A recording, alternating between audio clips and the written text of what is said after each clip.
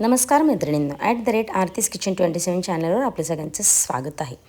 अत्यंत पौष्टिक टिफिनसाठी किंवा नाश्त्यासाठी हा पदार्थ तुम्ही मुलांसाठी किंवा सगळ्यांसाठी अगदी बनवू शकता.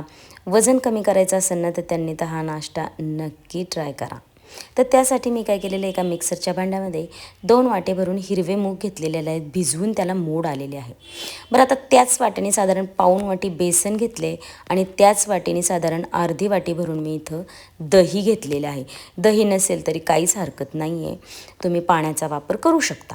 आता थोडंसं पाणी घालून याची छानपैकी पेस्ट करून घेतलेली आहे. पहा, त्याचा थिकनेस खूप पातळ नाही आहे किंवा खूप घट्टसुद्धा नाही आहे. आता त्याच्यात मी भाज्या घातल्यात, गाजर, टोमॅटो, कांदा, ढोबळी आणि हिरवी मिरचीचा थोडा ठेचा घातला आहे, बरोबर कोथिंबीर घातली आहे. आता इथे तुम्ही भाज्यांचं प्रमाण कमी जास्त करू शकता किंवा अजून थोड्या वेगळ्या भाज्यासुद्धा घालू शकता. म्हणजे मशरूम घाला किंवा पनीर चिरून घालू शकता किंवा तुम्हाला हव्या किंवा मुलं खात नसतील त्या भाज्या टाकू शकता.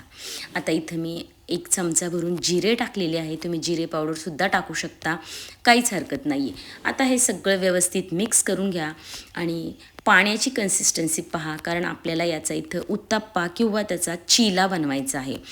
त्या गरजेनुसार तुम्ही इथं पाणी टाका आणि सगळ्यात शेवटी मग तुम्ही मीठ टाका, म्हणजे तुम्हाला मिठाचा अंदाज व्यवस्थित येईल.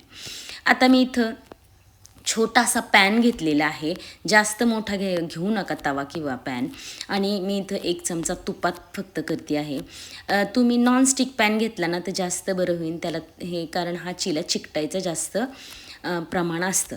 तर आता इथं पातळ किंवा जाड करू नका आणि याच्यावर मी वरतून पनीर किसून घातलेलं आहे, तुम्ही आजसुद्धा घालू शकता.